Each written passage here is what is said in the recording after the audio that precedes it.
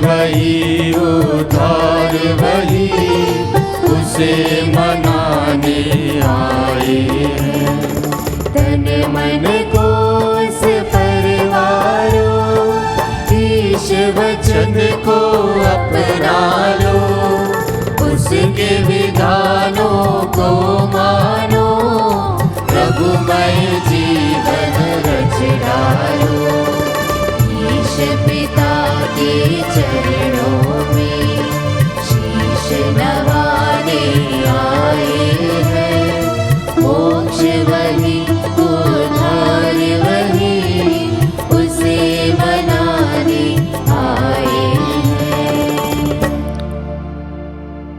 पिता और पुत्र और पवित्र आत्मा के नाम पर आमीन। हमारे प्रभु यीशु क्रिस्त की कृपा, ईश्वर का प्रेम और पवित्र आत्मा का साहचर्य आप सबों को प्राप्त हो और आपकी आत्मा के साथ। क्रिस्त में मेरे प्यारे भाई और बहनों, हम आज के सुंदर दिन के लिए प्रभु को धन्यवाद दें। उससे प्राप्त प्रत्येक वरदान के लिए हम प्रभु को धन्यवाद दें। आज के दोनों ही पाठों में हम प्रभु के कार्यों को देखते हैं, ईश्वर के प्रेम को देखते हैं और किस प्रकार ईश्वर हम सभी को अपनी छत्र छाया में रखता है, उसके विषय में सुनते हैं। आज के सुसमाचार पाठ में हम बहुत ही अहम बात सुनते हैं जो कि प्रभु कहते हैं शास्त्रियों के लिए, फरीसियों के लिए। और जो प्रमुख बात प्रभु की वह यह है कि हमें हमारे स्वर्गिक पिता को अपना पिता कहकर स्वीकारना है, उसे पुकारना है। आइए क्रिस्त में प्यारे भाइयों बहनों, आज हम हमारी सारी मन्नतों को, सारी मनोकामनाओं को प्रभु के श्री चरणों में समर्पित करें और इस पवित्र वेदी पर प्रभु को अपना सर्वस्व समर्पित करते हुए, अपने आप को प्रभु को अर्पित करते हुए, अपनी प्रार्थनाओं को, हमारी मनोकामनाओं को प्रभु को अर्पित करें। इस पवित्र वेदी पर प्रभु को अपना सर्वस्व समर्पित करते हुए आइए हम कुछ मौन रूप से प्रार्थना करें। भाई और बहनों, हम अपने पापों को स्वीकार करें ताकि हम यह पवित्र बलि चढ़ाने के योग्य बन जाएं।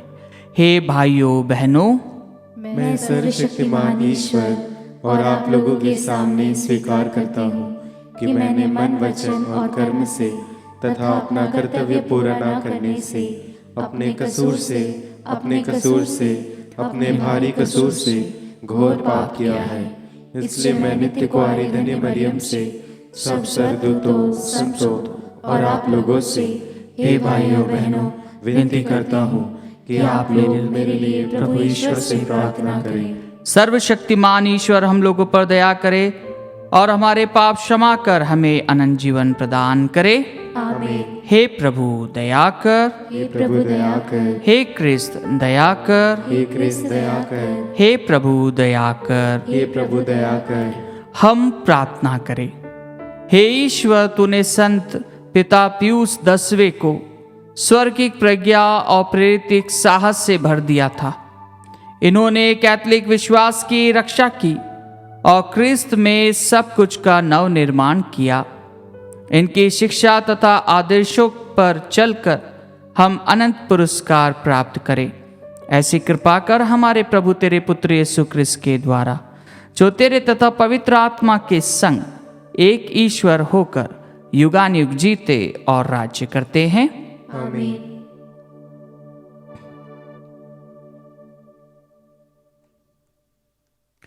प्रभु आपके हृदय जीवा को खोले, जैसा आप योग्य हृदय से प्रभु की वाणी सुना सके। पिता और पुत्र और पवित्र आत्मा के नाम पर।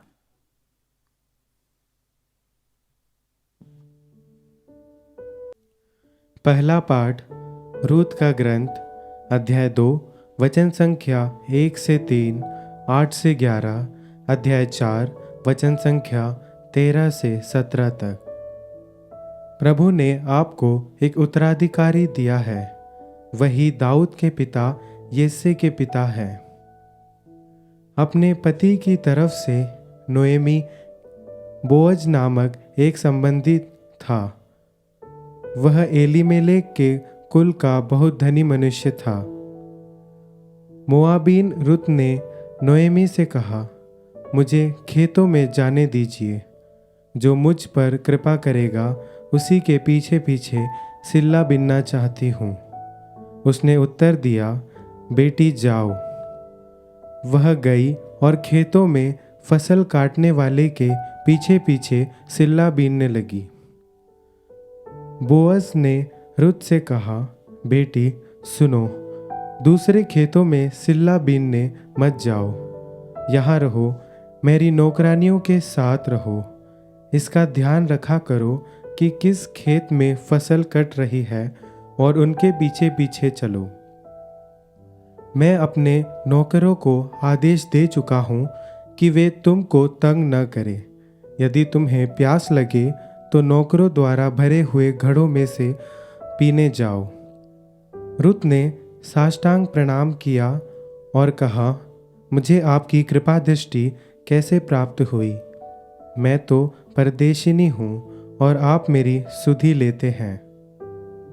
बोअज ने उत्तर दिया, लोगों ने मुझे बताया कि तुमने अपने पति की मृत्यु के बाद अपनी सास के लिए क्या क्या किया है। तुम अपने माता पिता और अपनी जन्मभूमि को छोड़कर ऐसे लोगों के यहाँ चली आई हो जिन्हें तुम पहले नहीं जानती थी। बोअज ने रुत को अपनी पत्नी के रूप में अपनाया। बोअज का उससे संसर्ग हुआ। प्रभु की कृपा से रुत गर्भवती हो गई और उसने पुत्र प्रसव किया। स्त्रियों ने नोएमी से कहा, धन्य है प्रभु, उसने अब आपको एक उत्तराधिकारी दिया है और उसका नाम इज़राइल में बना रहेगा। वह आपको नया जीवन प्रदान करेगा और बुढ़ापे में आपका सहारा होगा, क्योंकि आपकी बहू ने उसे जन्म दिया है। वह आपको प्यार करती है और आपके लिए 7 पुत्रों से भी बढ़कर है। नोएमी ने शिशु को अपनी छाती से लगा लिया और उसका पालन पोषण किया। पड़ोस की स्त्रियों ने यह कहते हुए शिशु का नाम रखा, नोएमी का पुत्र उत्पन्न हुआ है। उन्होंने उसका नाम ओबेद रखा। वही दाऊद के पिता यिशै का पिता है। प्रभु की वाणी। ईश्वर को धन्यवाद। भजन अनुवाक्य। जो ईश्वर पर भरोसा रखता है उसे वही आशीष प्राप्त होगी। जो ईश्वर पर भरोसा रखता है उसे वही आशीष प्राप्त होगी। धन्य हो तुम जो प्रभु पर श्रद्धा रखते हो और उसके मार्ग पर चलते हो। तुम अपने हाथ की कमाई से सुखपूर्वक जीवन बिताओगे। अनुवाक्य। जो ईश्वर पर भरोसा रखता है उसे वही आशीष प्राप्त होगी। तुम्हारी पत्नी तुम्हारे घर के आंगन में दाखलता की भांति फलेगी फूलेगी। तुम्हारी संतान जैतून की टहनियों की भांति तुम्हारे चौके की शोभा बढ़ाएगी। अनुवाक्य। जो ईश्वर पर भरोसा रखता है उसे वही आशीष प्राप्त होगी। जो ईश्वर पर भरोसा रखता है उसे वही आशीष प्राप्त होगी। अनुवाक्य। जो ईश्वर पर भरोसा रखता है उसे वही आशीष प्राप्त होगी। ईश्वर सियोन पर्वत पर से तुम्हें आशीर्वाद प्रदान करता रहे, जिससे तुम जीवन भर यरूशलेम का कुशल मंगल देख पाओ। अनुवाक्य। जो ईश्वर पर भरोसा रखता है उसे वही आशीष प्राप्त होगी। जय घोष। हालेलुया। तुम्हारा एक ही पिता है जो स्वर्ग में है, तुम्हारा एक ही आचार्य है अर्थात मसीह। हालेलुया।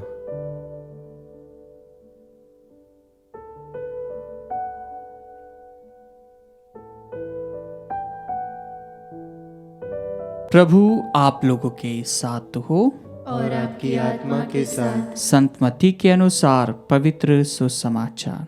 हे प्रभु तेरी महिमा हो।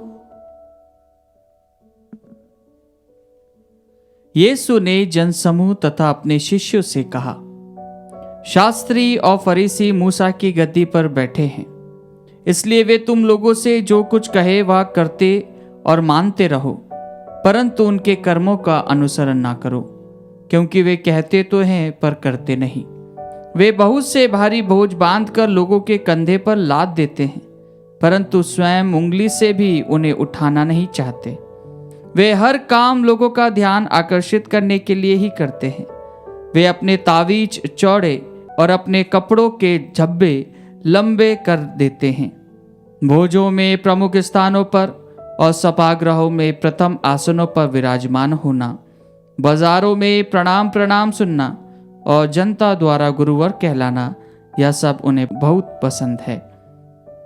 तुम लोग गुरुवर कहलाना स्वीकार ना करो, क्योंकि तुम्हारा एक ही गुरु है और तुम सब के सब भाई हो। पृथ्वी पर किसी को अपना पिता ना कहो, क्योंकि तुम्हारा एक ही पिता है जो स्वर्ग में है। आचार्य भी कहलाना स्वीकार ना करो, क्योंकि तुम्हारा एक ही आचार्य है, अर्थात मसीह। जो तुम लोगों में से सबसे बड़ा है वह तुम्हारा सेवक बने। जो अपने को बड़ा मानता है वह छोटा बनाया जाएगा, और जो अपने को छोटा मानता है वह बड़ा बनाया जाएगा। प्रभु का सुसमाचार। हे क्रिस्त, तेरी स्तुति हो। क्रिस्त में मेरे प्यारे भाई और बहनों, आज के वचनों में जब हम सुनते हैं प्रथम पाठ में, तो हम पाते हैं कि किस प्रकार प्रभु ईश्वर की अनुकंपा से रूत गर्भवती होती है और वह एक पुत्र को प्रसव करती है, जो कि दाऊद के पिता यिशै का पिता है। और यह बहुत ही प्रमुख बात है कि जब हम रूत के ग्रंथ को पढ़ते हैं तो रूत के ग्रंथ में हम पाते हैं कि किस प्रकार रूत अपने सास के साथ में रहती है, उनका लालन पालन करती है और उनकी देखरेख करती है। और इसी बात से मुख होकर, इसी बात से खुश होकर उसे एक व्यक्ति मिलता है जो उससे शादी करने के लिए तैयार हो जाता है। और यह प्रभु की असीम श्रद्धा भक्ति रूत ने दिखाई। वह अपने आप को प्रभु के वचनों पर आधारित करते हुए, ईश्वरीय बातों पर विश्वास करते हुए उसने जीवन बिताया। और हम जानते हैं कि किस प्रकार स्त्रियां नोएमी से कहती है, धन्य है प्रभु, उसने आपको एक उत्तराधिकारी दिया है और उसका नाम इस्राएल में बना रहेगा। और यही बात हम प्रभु यीशु के जीवन में उनके जब वचनों को सुनते हैं तो हम पाते हैं किस प्रकार जब प्रभु की वंशावली पढ़ी जाती है तो उसमें यिशै का नाम आता है, और उसके पिता जो कि रूत का पुत्र है वह एक प्रकार से दाऊद के पूरे घराने को हम जब सुनते हैं तो उसमें उसकी तुलना होती है, उसमें उसको इंक्लूड किया जाता है, उसमें जोड़ा जाता है। यह बहुत ही प्रमुख बात है कि जब हम प्रभु के वचनों को सुनते हैं, प्रभु के आज्ञाओं पर चलते हैं, कई सारी तकलीफ़ें, कई सारे दोष, कई सारे संकट हमारे जीवन में आते हैं, लेकिन क्या हम पूरे विश्वास के साथ में उसके वचनों पर विश्वास करते हुए अपनी पूरी श्रद्धा के साथ में क्या हम उससे जुड़े रहते हैं? जैसा कि रूत के जीवन में हम पाते हैं कई सारे संकट उसके जीवन में आए, कई बार वह हताश हुई, लेकिन फिर भी उसने ईश्वरीय बातों पर मनन करते हुए जो ईश्वरीय दृष्टि में सही था उसका साथ दिया। और यही बात आज हम प्रभु यीशु के मुख से सुनते हैं कि किस प्रकार प्रभु कहते हैं कि तुम फरीसी और शास्त्री के जैसे मत बनो, क्योंकि वे बोलते तो हैं लेकिन करते नहीं हैं। ये बहुत ही एक प्रमुख बात है प्रभु के बारे में कि प्रभु निसंकोच होकर शास्त्री और फरीसियों की शिक्षाओं को जब वो बोलते थे, वे करते थे, तो वे उनका उपहास करते हुए उनसे प्रश्न करते हैं। प्रभु का बहुत ही प्रमुख एक बात है जो कि उनके जीवन के लिए एक प्रकार से जीना भी मुश्किल हो गया प्रभु के लिए। और शास्त्री और फरीसी से जब कोई सवाल करता है तो यह एक बहुत ही बड़ी बात है, क्योंकि धर्म के नेता, धर्म के करता धरता वे लोग थे। और जब प्रभु उनसे ही प्रश्न करते हैं और उनकी ही तुलना करते हैं, तो समाज में प्रभु के प्रति एक प्रकार से हम बोल सकते हैं कि एक प्रकार से प्रभु की साजिश, प्रभु को मारने की साजिश रची जाती है। और यह प्रमुख बात यही है कि प्रभु ने उन्हें डायरेक्ट चेतावनी दी है, डायरेक्ट चैलेंज किया है। और यही बात के लिए हम देखते हैं कि किस प्रकार प्रभु के पास में कई शास्त्री, फरीसी, वो लोग प्रभु को कैसे भी करके ट्रैप करना चाहते थे, कैसे भी करके उनको झांसे में फंसा कर वो कुछ गलत बोले और जनता उनके विरुद्ध हो जाए, और बस उसी की वे ताक में हमेशा रहते थे। लेकिन प्रभु कभी भी उन्हें वह मौका नहीं देते हैं। और जब हम प्रभु के जीवन में देखते हैं तो वे प्रभु पर एक ही दोष लगाते हैं। प्रभु को जब क्रूस पर चढ़ाते हैं तो वह एक ही दोष लगाते हैं कि इसने ईश निंदा करी, इसने ईश निंदा करी। यह एक बहुत ही बड़ा दोष है उस जमाने में, जिसमें कि पोंटियस पायलट भी कुछ नहीं कर पाता है। और जब धर्म के नेता और जब बड़े बड़े ज्ञानी लोगों ने जब सैनेड्रीन बनती है तो उसके अंदर वे कहते हैं कि इसने ईश निंदा करी, और उसी लिए प्रभु को क्रूस दिया जाता है, प्रभु के किसी और काम पे नहीं। क्योंकि प्रभु ने जो कार्य किया, उन्होंने लोगों को चंगाई प्रदान की, गूंगों को उन्होंने बोलने की शक्ति दी है, लंगड़ों को चलने की शक्ति दी है। ये सब बातें इन लोगों ने देखा है, लेकिन प्रभु इनसे डायरेक्ट प्रश्न करते हैं। प्रभु इन्हें खुले आम चेतावनी देते हैं कि जैसा तुम बोलते हो वैसा तुम करते हो। ये प्रभु का जो कार्य है, प्रभु स्वयं उनसे कहते हैं कि जो गलत है, प्रभु गलत को एकदम सामने बोल देते हैं। ये प्रभु का बहुत ही प्रमुख बात है, उनके जो वचनों की बात है। क्योंकि प्रभु, हम जानते हैं कि प्रभु को भी गुस्सा आता है। और प्रभु को कब गुस्सा आता है? जब मंदिर के अंदर बिक्री होती है, प्रभु वहाँ पर गुस्सा आते हैं और गुस्सा हो जाते हैं। प्रभु सब बेचने वालों को बाहर निकालते हैं। प्रभु अपने पिता के घर को बचाते हुए हम सभी को कहते हैं। हाँ क्रिस्त में प्यारे भाइयों बहनों, और आज जब प्रभु स्वयं कहते हैं तुम लोग गुरुवर कहलाना स्वीकार ना करो, वे अपने शिष्यों से कहते हैं तुम लोग गुरुवर कहलाना स्वीकार ना करो, क्योंकि तुम्हारा एक ही गुरु है और तुम सबके सब भाई हो, तुम सबके सब भाई हो। और यही बात हम कैथोलिक कलीसिया में पाते हैं कि हम सभी एक दूसरे को अपने भाई बहन कहते हैं। जब भी पुरोहितों को जब भी प्रशिक्षण दिया जाता है तो उन्हें कहा जाता है कि आप जब भी संबोधित करेंगे किसी को भी, तो आप सबको अपने भाइयों और बहनों के रूप में संबोधित करेंगे।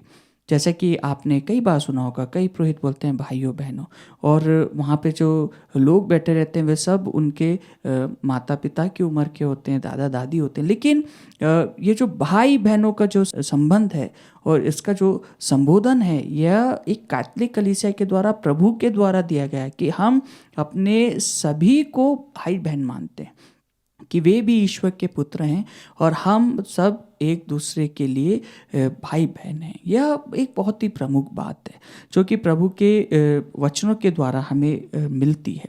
और प्रभु आगे कहते हैं कि पृथ्वी पर किसी को अपना पिता ना कहो, क्योंकि तुम्हारा एक ही पिता है जो स्वर्ग में है।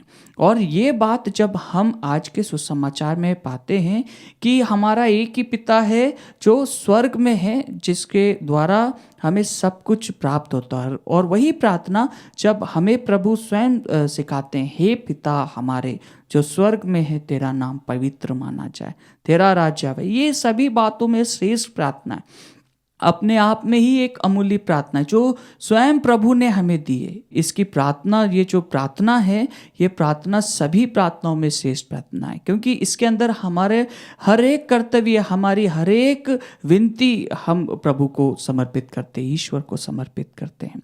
और फिर उसके आगे जब हम सुनते हैं तो प्रभु कहते हैं आचार्य भी कहलाना स्वीकार ना करो, क्योंकि तुम्हारा एक ही आचार्य है। अर्थात मसीह, आचार्य कहलाना स्वीकार ना करो, क्योंकि हमारा एक ही आचार्य है जो मसीह है, जिसने अपने आप को हमारे लिए कुर्बान कर दिया। समस्त मानव जाति के लिए उसने अपने आप को कुर्बान कर दिया। ईश्वर ने संसार से इतना प्यार किया कि उसने अपने इकलौते पुत्र को इस संसार के लिए अर्पित कर दिया, और वही हमारे लिए मसीह है, वही हमारा आचार्य है, क्योंकि वही हमें अपने पापों से मुक्ति प्रदान करता है, वही हमारा जीवन देने वाला मसीह है। क्या हम अपने आप को प्रभु को समर्पित करते हुए, इन 3 बातों पर अपने आप को प्रभु को समर्पित करते हुए, क्या हम इन 3 बातों पर मनन करते हैं कि किस प्रकार प्रभु स्वयं कहता है, जो अपने को सबसे बड़ा मानता है वह तुम्हारा सेवक बने, जो तुम लोगों में से सबसे बड़ा है वह तुम्हारा सेवक बने। प्रभु खुद यह बात को दर्शाते हैं जब वे अपने शिष्यों के पांव धोते हैं। वे कहते हैं कि मैं सेवा कराने नहीं बल्कि सेवा करने आया हूँ। यह प्रभु की बहुत ही प्रमुख बात है, और प्रभु स्वयं अपने शिष्यों के पांव धोते हैं और उनके सामने एक सेवा भाव का एक धर्म जो है उसको प्रकट करते हैं। या प्रभु का बहुत ही अभी जो भी वो कहते हैं वे अपने जीवन में उसको पालन करते हैं। जो अपने को बड़ा मानता है वह छोटा बनाया जाएगा, और जो अपने को छोटा मानता है वह बड़ा बनाया जाएगा। ये प्रभु की बहुत ही प्रमुख बात है। जब हम इन सभी बातों पर मनन करते हैं तो हम जानते हैं कि जो बड़ा है वह छोटा बनाया जाता है, और जो आगे है वे पिछले, जो अगले हैं वे पिछले हो जाएंगे, और जो पिछले हैं वे अगले हो जाएंगे। ये प्रभु की बहुत ही प्रमुख बात है, जो प्रभु स्वयं अपने जीवन में ग्रहण करते हुए, उन शिक्षाओं पर चलते हुए वह हमें यह शिक्षा प्रदान करते हैं। आइए क्रिस्त में प्यारे भाइयों बहनों, जब हम आज अपने आप को प्रभु को समर्पित करते हैं, प्रभु के वचनों पर समर्पित करते हैं, तो क्या हम प्रभु के बताए हुए रास्ते पर चलते हैं? क्या हम दिखावट से दूर, क्या हम प्रभु पर विश्वास करते हुए, क्या हम अपने जीवन के लक्ष्य को पाते हैं? वह लक्ष्य जो प्रभु यीशु ने हमें दिया है, वह कार्य जो प्रभु यीशु ने दिया। आइए क्रिस्त में प्यारे भाइयों बहनों, हम हमारी गलतियों को, गुनाहों को प्रभु को अर्पित करें। भले ही दुनिया हमें कुछ भी कहे, लेकिन हमें अपने सच्चे हृदय से पश्चाताप करते हुए प्रभु के समक्ष जाना है, प्रभु के पास आना है, और प्रभु को अपना सर्वस्व समर्पित करते हुए हम प्रभु के सामने अपने आप को समर्पित करें, जिससे कि हम प्रभु के बताए हुए रास्ते पर चल सके, प्रभु की शिक्षाओं को अपने जीवन में लागू कर सके। कुशन मौन रूप से हम प्रभु से प्रार्थना करें और प्रभु से दुआ करें कि प्रभु हमें अपने विश्वास में मजबूत बनाए।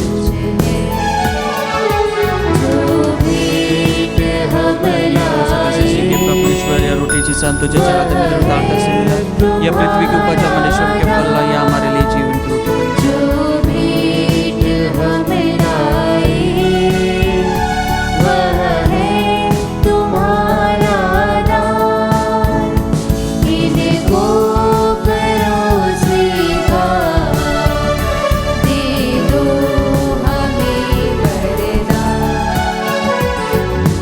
ये है ये फल फूल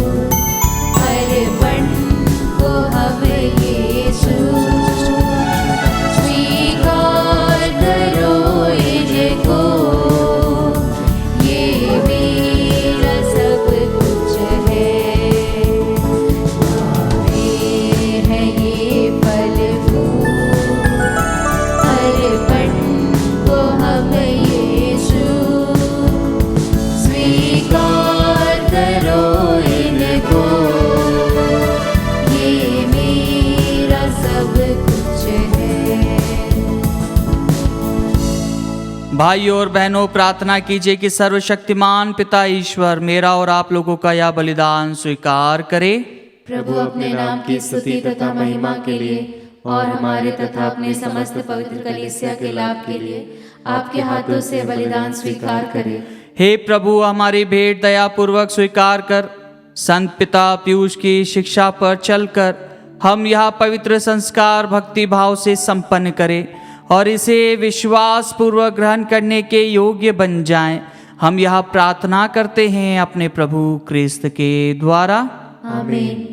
प्रभु आप लोगों के साथ हो और आपकी आत्मा के साथ। प्रभु में मन लगाइए। हम प्रभु में मन लगाए हुए हैं। हम अपने प्रभु ईश्वर को धन्यवाद दे। यह उचित और न्याय संगत है। हे प्रभु पवित्र पिता सर्वशक्तिमान और शाश्वत ईश्वर, यह वास्तव में उचित और न्याय संगत है।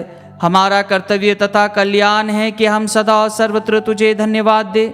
जिस प्रकार तूने अपने प्रिय पुत्र के द्वारा मानव जाति की सृष्टि की, उसी प्रकार अपनी अपार दयालुता के कारण उन्हीं के द्वारा उसका नवनिर्माण भी किया।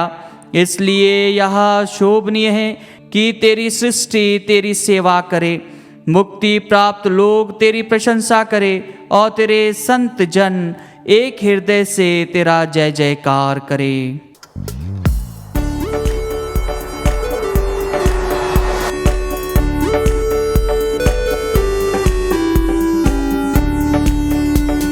जय जय तेरी जय हो, पावन आत्मा जय हो। गूंज रहा भूजल नभ जैसी, विश्व विधाता जय हो। गोचर हो या गोचर, नभ में हो भूतल पर।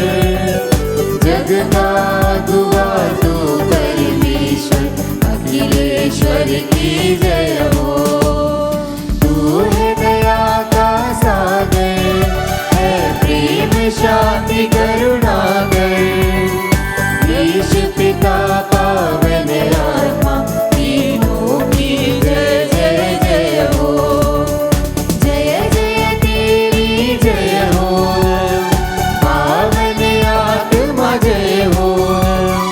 कूद रहा भूजल नभ जैसी, विश्व विधाता जय हो। विश्व विधाता जय हो, विश्व विधाता जय हो।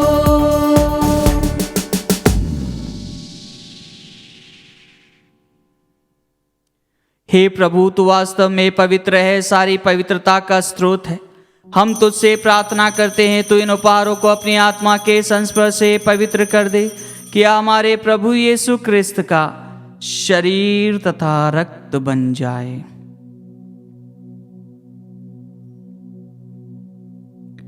जब वे स्वेच्छा से मृत्यु के लिए सौंपे गए, उन्होंने रोटी ली, तुझे धन्यवाद दिया और रोटी तोड़कर उसे अपने शिष्यों को देते हुए कहा, तुम सब इसे लो और इसमें से खाओ, क्योंकि यह मेरा शरीर है जो तुम्हारे लिए बलि चढ़ाया जाएगा।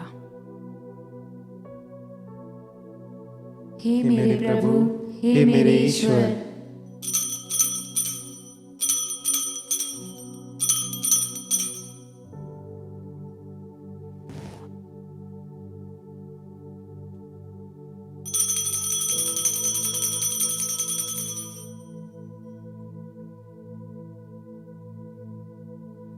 इसी भांति भोजन के बाद उन्होंने कटोरा लिया, तुझे धन्यवाद दिया और उसे अपने शिष्यों को देते हुए कहा, तुम सब इसे लो और इसमें से पियो, क्योंकि यह मेरे रक्त का कटोरा है, नवीन और अनंत व्यवस्थान का रक्त, जो तुम्हारे और बहुतों के पापों की क्षमा के लिए बहाया जाएगा। तुम मेरी स्मृति में यह किया करो।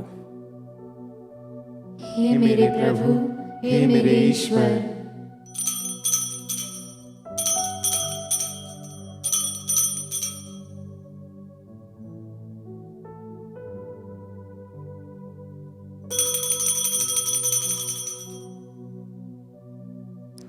विश्वास का रहस्य।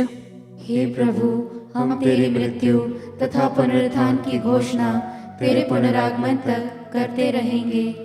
इसलिए हे प्रभु, हम क्रिस्त की मृत्यु और पुनरुत्थान की स्मृति में तुझे जीवन की रोटी और मुक्ति का कटोरा चढ़ाते हैं। हम तुझे धन्यवाद देते हैं कि तूने हमें अपने सम्मुख उपस्थित होने और अपनी सेवा करने का सौभाग्य प्रदान किया है।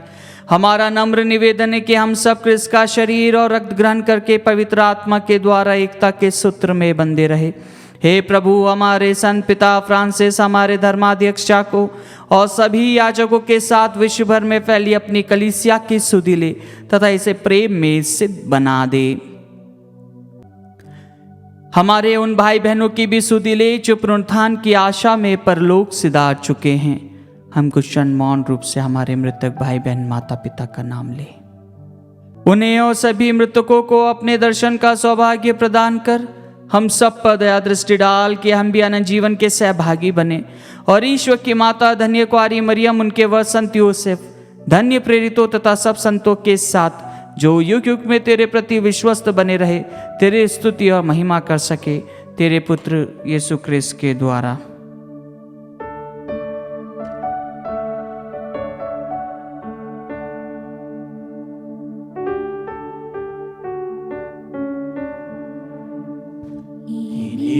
प्रभु क्रिस्त के द्वारा, इन्हीं के साथ और इन्हीं में, हे सर्वशक्तिमान पिता ईश्वर, पवित्र आत्मा के साथ सारा गौरव तथा सम्मान युगानुयुग तेरा ही है।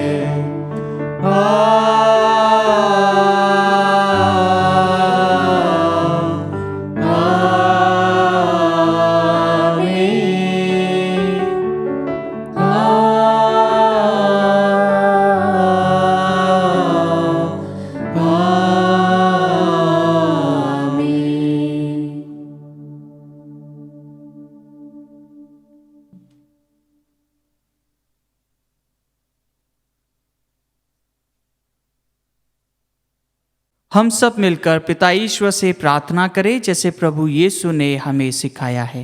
हे हमारे पिता जो स्वर्ग में है, तेरा नाम पवित्र माना जाए, तेरा राज्य आवे, तेरी इच्छा जैसे स्वर्ग में है वैसे इस पृथ्वी पर भी पूरी हो। हमारा प्रतिदिन का आहार आज हमें दे और हमारे अपराध में क्षमा कर जैसे हम भी अपने अपराधियों को क्षमा करते हैं, और मैं परीक्षा में न डाल परंतु बुराई से बचा। हे प्रभु, हम तुझसे प्रार्थना करते हैं सभी बुराइयों से हमें बचा और इस जीवन में हमें कृपा पूर्वक शांति प्रदान कर। हम तेरी दया से सदा पाप से दूर और हर विपत्ति से सुरक्षित रहे और उस दिन की प्रतीक्षा करते रहे जब हमारे मुक्तिदाता यीशु क्रिस्त फिर आकर हमारी धन्य आशा पूरी करेंगे। क्योंकि तेरा राज्य, तेरा सामर्थ्य और तेरी महिमा अनंत काल तक बनी रहती है। हे प्रभु यीशु क्रिस्त, तूने अपने प्रेरितों से कहा है, मैं तुम्हारे लिए शांति छोड़ जाता हूँ, अपनी शांति तुम्हें प्रदान करता हूँ। तू हमारे पापों पर नहीं, अपनी कलीसिया के विश्वास पर दृष्टि डाल और कृपा पूर्वक उसे शांति तथा एकता प्रदान कर। तू युगानुयुग जीता और राज्य करता है। आमीन। प्रभु की शांति सदा आप लोगों के साथ हो और आपकी आत्मा के साथ। परस्पर शांति अभिवादन कीजिए। हे ईश्वर के मेमने, तू संसार के पाप हर लेता है, हम पर दया कर। हे ईश्वर के मेमने, तू संसार के पाप हर लेता है, हम पर दया कर। हे ईश्वर के मेमने, तू संसार के पाप हर लेता है, हमें शांति प्रदान कर।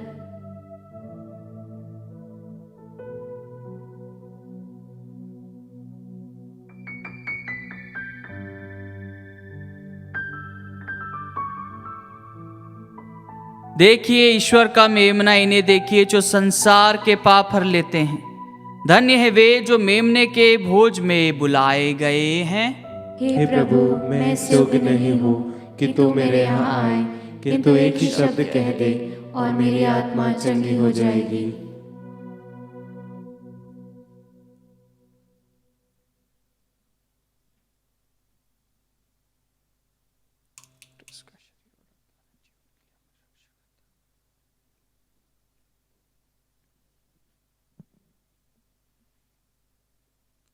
हे मेरे प्रभु यीशु, मैं सारे हृदय से विश्वास करती हूँ कि आप पवित्र यूकरिस्तीय संस्कार में उपस्थित हैं। हे प्रभु, मैं सभी चीज़ों से बढ़कर आपको प्रेम करती हूँ और मेरी यही अभिलाषा है कि आप मेरी आत्मा में आकर बस जाएं, क्योंकि हे प्रभु, मैं आपको आज ग्रहण करने में असमर्थ हूँ। हे प्रभु, आध्यात्मिक रूप से आकर मेरे हृदय में समा जाइए। हे यीशु, मैं आज आप में एक होना चाहती हूँ और आप में समा जाना चाहती हूँ। हे प्रभु, यह कभी ना होने पाए कि मैं आपसे कभी अलग हो जाऊं। आमीन। हम प्रार्थना करें। हे प्रभु हमारे ईश्वर, हम संत पिता पीयूष के स्मृति दिवस पर तुझसे निवेदन करते हैं कि अस्वर्गिक भोजन ग्रहण करके हम विश्वास में अटल बने और एक मन होकर तुझे प्यार करें। हमारे प्रभु क्रिस्त के द्वारा। आमीन। प्रभु आप लोगों के साथ हो और आपकी आत्मा के साथ। सर्वशक्तिमान ईश्वर पिता और पुत्र और पवित्र आत्मा आप लोगों को आशीर्वाद प्रदान करे। आमीन। जाइए और प्रभु के सुसमाचार की घोषणा कीजिए। ईश्वर को धन्यवाद।